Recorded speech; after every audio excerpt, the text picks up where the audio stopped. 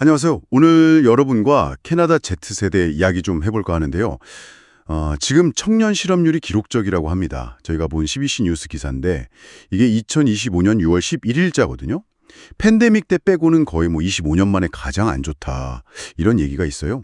대체 왜 이런 상황까지 왔는지, 그리고 이게 젊은 세대한테 또 캐나다 사회 전체에는 어떤 의미가 있을지 자료 보면서 좀 자세히 들여다보겠습니다. 기사에서는 이걸 퍼펙트 스톰이라고 표현하던데요. 여러 악재가 그냥 한꺼번에 닥쳤다, 이런 뜻이죠. 네, 맞아요. 그야말로 여러 요인이 좀 복합적으로 얽힌 상황이라는 겁니다. 팬데믹 이후에 인플레이션 심각했고요. 그렇죠. 또 일자리는 그대로인데 인구는 확 늘었고. 네, 맞아요. 그 증가 속도를 일자리가 못 따라간 거죠. 거기다 미국과의 무역 문제 같은 그런 불안감도 있고요. 경기 침체 우려도 점점 커지고 있고. 진짜 여러 가지가 겹쳤네요. 네. 그리고 이게 그냥 젊은 사람들만의 문제가 아니라는 게 중요한데요. 토론토 메트로폴리탄 대학의 그 퓨처 스키스 센터 있잖아요. 네네. 거기 트리셔 윌리엄스 연구원이 이걸 탄광 속 카나리아 같다고 그렇게 비유하더라고요. 탄광 속 카나리아요? 네. 그러니까 앞으로 닥칠 더 큰 노동시장의 문제를 미리 보여주는 신호일 수 있다. 이런 거죠. 그만큼 이게 단순한 취업난 이상이라는 의미예요. 구조적인 문제라는 거죠. 와, 기사에 나온 실제 Z세대들 이야기 들어보면 진짜 심각성이 느껴져요. 캘거리 대학 나온 사라는 정말 암울하다. 그래서 차라리 석사를 갈까 고민 중이라고 하고. 네. 또 요크 대학 전기공학 전공한 티비안이라는 친구는 작년 12월부터 거의 400군데, 500군데를 넣었는데 아직도. 와, 4,500군데요. 정말요? 네, 아직도 일자리를 못 구했대요. 정말 절박한 거죠. 맞아요. 특히 그 맥마스터 대학에서 기계공학 학위 받은 벤 구치 씨 이야기는 좀 마음이 그렇더라고요. 그분 이야기 저도 봤어요. 네, 학위가 있는데도 생활비 때문에 정원센터에서 파트타임 하고 있다고요. 그러면서 하는 말이 벽에 다트 던지는 심정이다. 벽에 다트를 던진다. 그냥 어디든 걸려라. 이런 느낌인가요? 그렇죠. 목표 없이 그냥 되는 대로 지원하고 있다는 그런 좌절감이 느껴지죠. 이렇게 힘들게 사회생활을 시작하는 경험이 그냥 그때 잠깐 힘들고 마는 게 아닐 것 같은데요. 장기적으로는 어떤 영향이 있을까요? 바로 그게 핵심입니다. 이게 장기적으로 보면요. 임금상흔이라고 그런 개념이 있어요. 영어로는 wage scarring이라고 하죠. 임금 상은요, 상처처럼 남는다는 건가요? 네, 비슷해요. 큐엔이 대학원의 마일즈 코라 경제학 교수가 설명하기를 이렇게 좀 경제가 안 좋을 때 노동시장에 나오면요. 단순히 첫 월급만 적은 게 아니라 그 영향이 몇 년씩 간다는 거예요. 소득 손실이 계속 이어진다는 거죠. 한 번 낮게 시작하면 그게 회복이 잘 안 되고 쭉 이어진다. 그렇죠. 심지어 건강에도 안 좋을 수 있다. 이런 연구 결과도 있고요. 캐나다에서도 80년대 초반이랑 90년대 실업률 엄청 높았잖아요. 예, 그때도 심각했죠. 그때도 비슷한 패턴이 보였다는 거예요. 결국 기대했던 것보다 낮은 임금의 직업에 좀 머무르게 될 가능성이 커지는 거죠. 소득 손실이 길어질 수 있다는 거군요.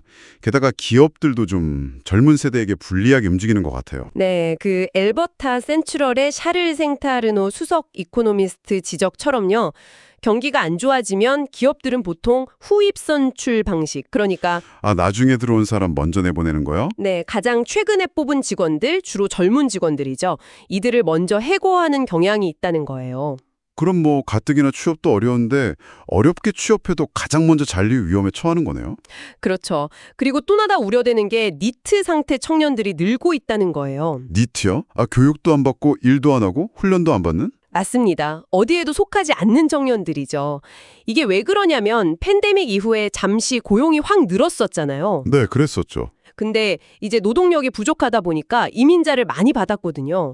그런데 그 이후에 경제가 좀 주춤하니까 기업들이 채용문을 확 닫아버린 거죠. 타이밍이 안 좋게 맞물렸네요. 네, 이걸 노동시장의 급격한 변화, 영어로는 위플렉시 현상이라고 부르더라고요. 그러니까 노동 공급은 늘었는데 수요가 갑자기 확 줄어버리니까 사회 초년생인 Z세대가 직격탄을 맞게 되는 거죠. 뭔가 팬데믹 이후에 상황이 나아지나 싶었는데 그 변화 자체가 오히려 Z세대에게는 더 힘든 상황을 만든 거군요. 참 아이러니하네요. 바로 그 지점입니다. 그리고 아까 그 코락 교수가 또 하나 중요하게 지적하는 게 있는데요. 네, 어떤 거죠? 이런 경제 상황 자체가 젊은 세대들한테 어떻게 인식되느냐, 어떻게 각인되느냐 하는 문제예요. 물론 여전히 기회를 잘 잡아서 뭐 부모 세대보다 훨씬 잘 나가는 청년들도 있겠죠. 근데 동시에 다른 수많은 청년들은 정말 제자리를 지키기 위해서라도 엄청나게 빨리 달려야 하는 그런 극심한 스트레스 상황에 놓여 있다는 거예요. 아, 같은 Z세대 안에서도 격차가 벌어질 수 있다는 말씀이시군요. 네, 그럴 가능성이 매우 높죠. 정리를 좀 해보면 지금 캐나다 Z세대는 경기 침체 우려에다가 인구 구조 변화, 또 노동시장의 어떤 구조적인 변화까지 정말 여러 어려움에 직면해 있네요. 이게 단순히 지금 당장 일자리 구하기 힘든 건 넘어서 장기적으로 임금 상흔 같은 그런 위험까지 안고 있는 거고요. 네. 아까 그 벤구치 씨 말처럼 진짜 많은 젊은이들이 내 인생이 언제 시작되나 그냥 기다리는 기분일 수도 있겠다는 생각이 드네요. 네, 오늘 저희가 캐나다 Z세대가 처한 이 쉽지 않은 현실을 자료를 통해 좀 깊이 살펴봤는데요. 마지막으로 여러분께 이런 질문을 한번 던져보고 싶어요. 이렇게 어려운 시기에 사회생활을 시작하는 이 젊은 세대의 경험이 과연 앞으로 캐나다 사회에 어떤 혁신이라든지 아니면 기업가 정신, 더 나아가서는 사회 전체의 가치관에 어떤 영향을 미치게 될까요? 그 영향이 긍정적일지 아니면 또 다른 어려움을 낳을지 정말 시간을 두고 지켜봐야 할 중요한 질문인 것 같습니다. 오늘 저희와 함께 이 문제에 대해 깊이 고민해 주셔서 감사합니다.